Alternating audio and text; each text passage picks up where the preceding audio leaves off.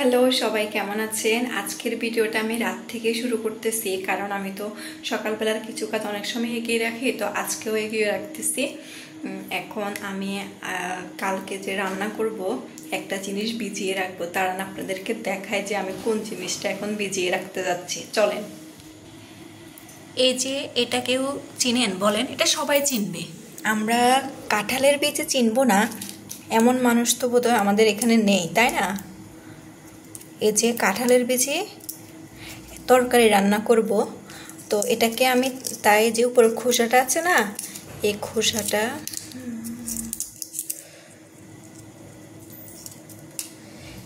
খোসাটা খুলে ভিজিয়ে রাখবো।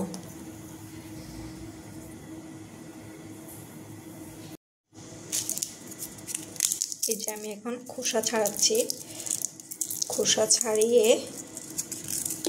ভিজিয়ে রাখবো আজকে রাত্রেবেলা। এই যে দেখেন আমি এগুলা খোসা ছাড়িয়ে নিয়েছি। এখন এগুলা সারা রাত আমি পানিতে ভিজিয়ে রাখবো। এখন দেখতেছেন না এগুলা কেমন হয়ে গিয়েছে, শুকিয়ে গিয়েছে। যখন আমি সারা রাত পানিতে ভিজিয়ে রাখবো তখন এগুলা একদম তাজা হয়ে যাবে।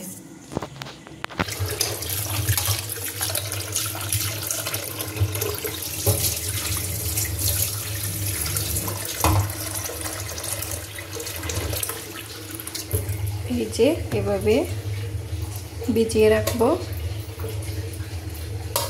সকালবেলা উঠে দেখবো যে সবগুলো একদম তাজা হয়ে গিয়েছে। এখন আমি ঘুমিয়ে যাব, আপনাদের সাথে কালকে সকালবেলা দেখা হবে। Bye bye, good night. Hello everyone, good morning. সবাই কেমন আছেন? বলেছি না সকালবেলা দেখা হবে আপনাদের সাথে। তো এই যে সবাইকে গুড মর্নিং। সবাই কেমন আছেন অবশ্যই কমেন্ট করে জানাবেন। আর এই তো সকাল সকাল উঠে ঘরটা ঝাড়ু দিয়েছি। তারপরে আমরা তো যেহেতু আমরা হিন্দু শাস্ত্রের মানুষ, তারপরে ঘর দুয়ার মুছে দিতে হয়, সেগুলো করেছি। এখন সকালের হালকা পাতলা খাওয়ারও খেয়ে নিয়েছি, দুপুরে রান্নার কাজে লেগে যাব। তো আমি বলেছি না, দেখবেন এই কাঁঠালের বিচিগুলা যে শুকিয়ে রেখেছি, কাঁঠালের বিচিগুলো যে গতকালকে রাত্রের বেলা আমি ভিজিয়ে রেখেছি, এখন সেগুলো তাজা হয়ে যাবে। দেখাই আপনাদেরকে। এই দেখেন কাঁঠালের বিচিগুলো ভিজিয়ে রাখার কারণে একদম তাজা হয়ে গিয়েছে। এখন আমি এগুলার খোসা ছাড়িয়ে নিব, খোসা ছাড়িয়ে ভিজিয়ে রাখবো। আর কি রান্না করতে পারি দেখি। রান্নার মেনু ঠিক করা এত কঠিন একটা কাজ। এই যে আমাদের ঘরের ঠাকুর, আমি এখনো সিংহাসন নাই আমাদের, তো এখানে ঠাকুরকে একটু ধূপ জ্বালাই। তো সবাই ভালো থাকেন আর আমার সাথে থাকেন, ভিডিওটি দেখতে থাকেন। চলেন শুরু করি ভিডিও। গতকালকে আপনাদের দাদা মুড়ি নিয়ে এসেছে, তো মুড়িগুলো ঢুকানো হয় না, এখন কোটা নিয়েছি, মুড়িগুলো ঢুকিয়ে রাখবো। বাজার যখন করা হয়, বাজার গোছাতেও কিন্তু সময় লাগে। আমাদের আজকে বাজার করে নাই, মানে মুড়ি শেষ হয়ে গিয়েছে, মুড়ি নিয়ে আসছে। তো আমি কালকে রাত্রে কোটা করে রাখতে ভুলে গিয়েছি, এখন এগুলা রেখে দিচ্ছি কোটা করে। মুড়িটা ঢুকিয়ে নিয়েছি, এখন রেখে দিব। ছোটোখাটো একটা বাসা নিয়ে আমরা থাকি, রেখে দিয়েছি এখানে। আজকের ওয়েদারটা দেখেন এত সুন্দর, আর এই মাত্র কারেন্ট চলে গিয়েছে। এত সুন্দর, একটু আজকে মেঘও নাই, এত সুন্দর একটা ওয়েদার। রোদ উঠছে, রোদ উঠলে ভালো লাগে, বৃষ্টিও ভালো লাগে, কিন্তু টানা বৃষ্টি কার ভালো লাগে বলেন? টানা বৃষ্টিটা একটুও ভালো লাগে না। বাসায় ডিম শেষ, আপনাদের দাদাকে বলতে ভুলে গিয়েছি। তো এখন আজকে ডিম আলুর একটা তরকারি রান্না করব। তো ডিম তো বাসায় নেই, এখন ডিম আনবো। প্রতিদিন মাছ খেতেও ভালো লাগে না।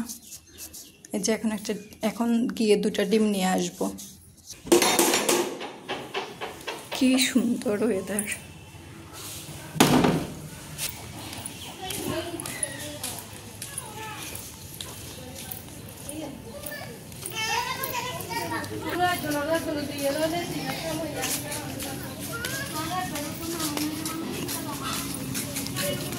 এদিকে তেমন একটা দোকান নেই, ওদিকে একটা দোকান আছে আর এদিকে একটা দোকান আছে। এখন আমি এদিকেরটাতে যাচ্ছি।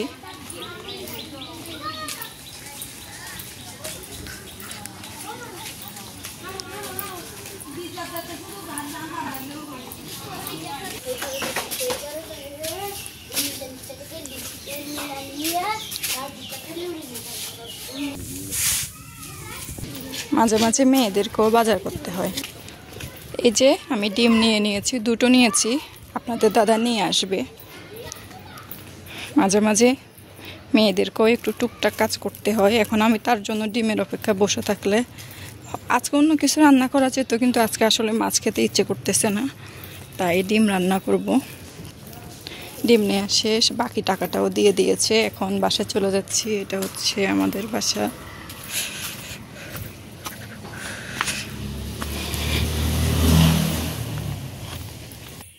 হলো কাণ্ড, বাসায় এসে দেখি কারেন্ট নাই, এখনো আসে না কারেন্ট। আলু কেটে নিয়েছি, এখন আলুগুলা ধুয়ে নিচ্ছি।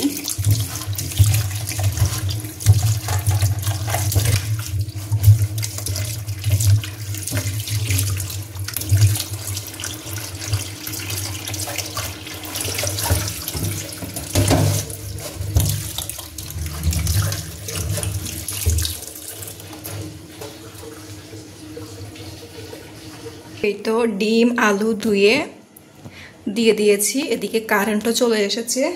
এখন ডিম আলুটা সেদ্ধ হয়ে যাক, ঢাকনাও দিয়ে দিচ্ছি যেন তাড়াতাড়ি সেদ্ধ হয়ে যায়। আর এদিকে এখন কাঁঠালের বিচিগুলোর প্রসেসিং করতে হবে।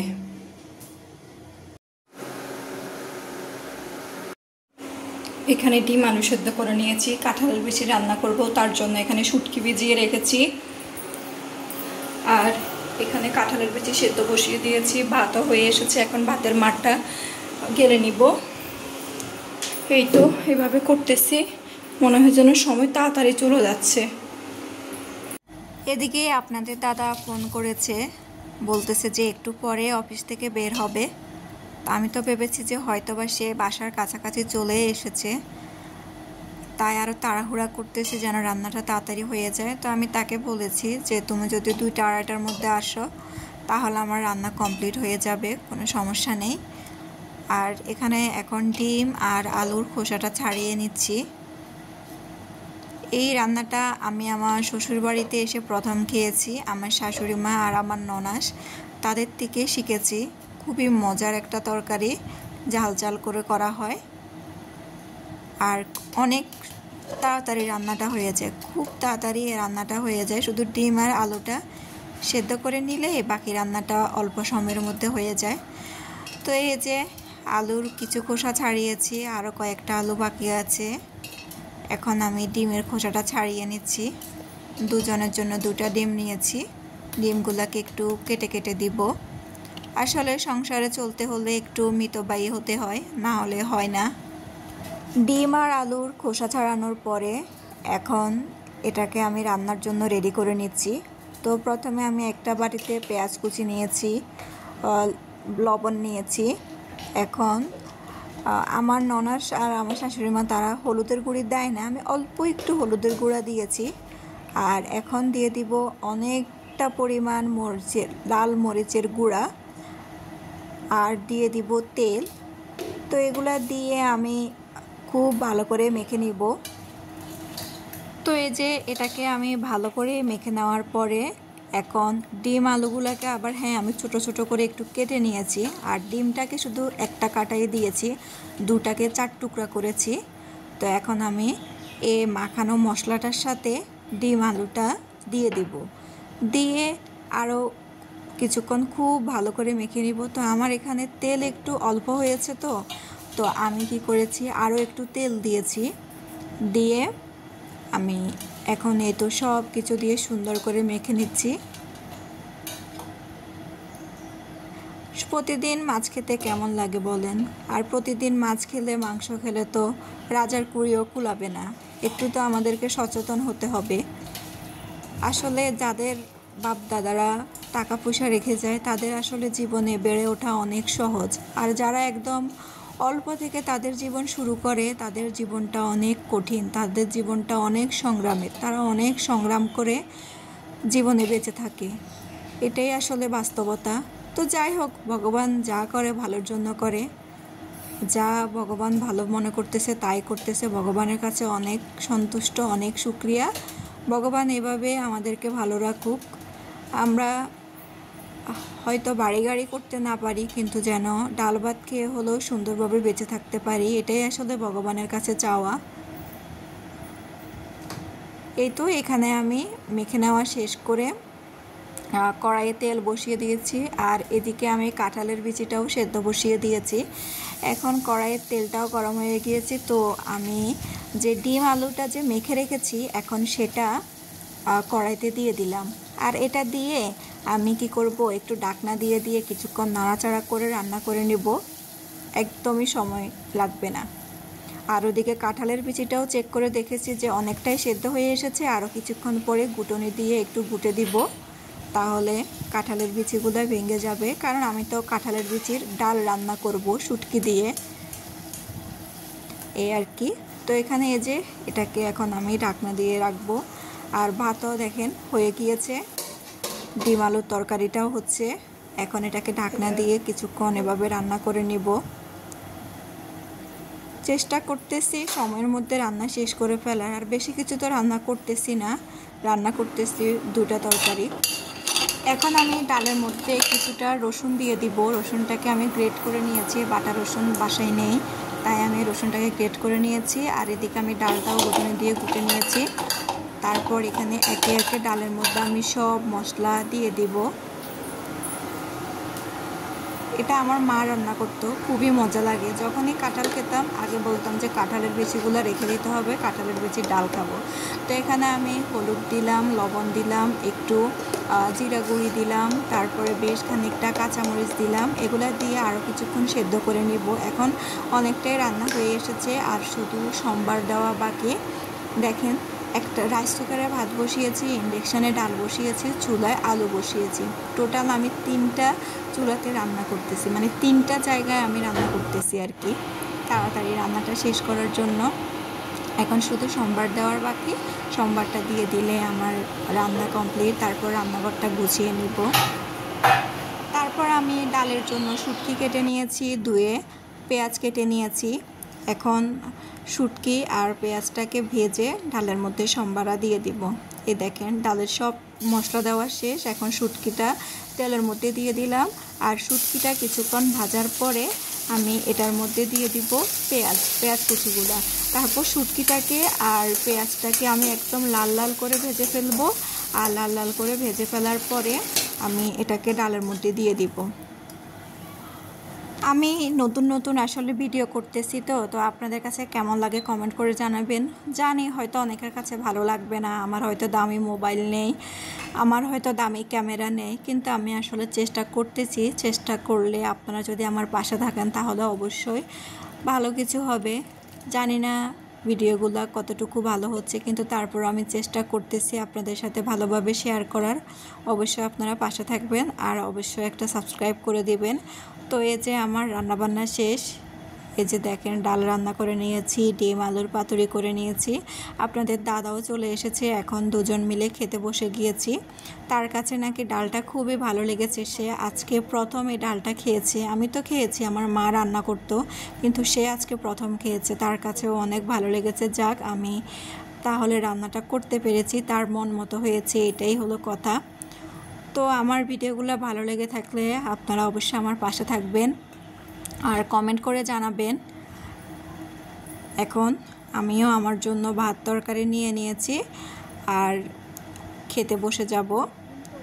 খুব খিদাও লেগেছে, সকাল থেকে কাজ করতেছি, হালকা পাতলা সকালে খেয়েছি, এখন দুপুরের ভাতটা খেয়ে নিচ্ছি। ভাতটা খেয়ে তারপর যাব ছাদে যে জামা কাপড়গুলো দিয়েছি সেগুলো আনতে। এখন দেখতেছি যে একটু মেঘও ধরেছে। এখন বর্ষাকাল তো, কখন বৃষ্টি আসে কখন রোদ উঠে কোনো কিছুই বলা যায় না। তো এই তো খেয়ে নিচ্ছি, খুব ভালো লাগতেছে। রান্নাটাও আসলে আজকে মন মতোই হয়েছে। কাঁঠালের বিচির ডাল, তার সাথে ঝাল ঝাল ডিম আলুর পাতুরি। এই যে এখন ছাদে আসলাম জামা কাপড়গুলো নিয়ে যাওয়ার জন্য। এটা নিলে আজকের মতো অনেকটা কাজ শেষ। কি সুন্দর একটা বিকেলবেলা, তাই না?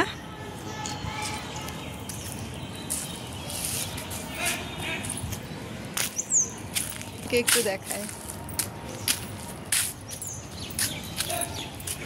এখানে বাড়িওয়ালাদের ফুল গাছ, খুব সুন্দর সুন্দর ফুল ফুটে আছে।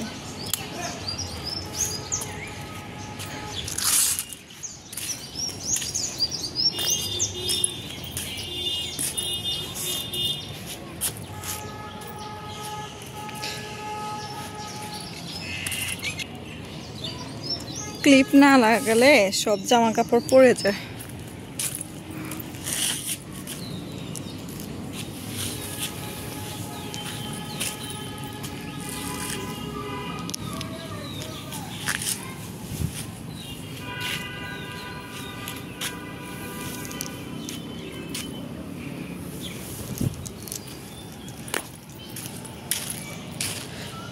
খুব সুন্দর একটা বিকেলবেলা। এটা একটু ভিজা আছে, যে এটা একটু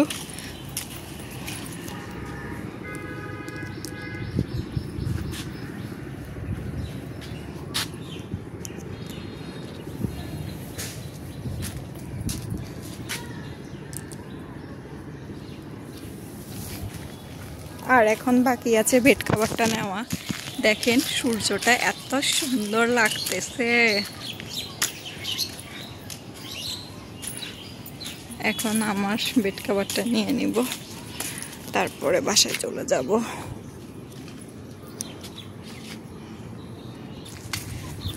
বেড কভার নেওয়া শেষ, এখন ক্লিপগুলোও নিয়ে নিব।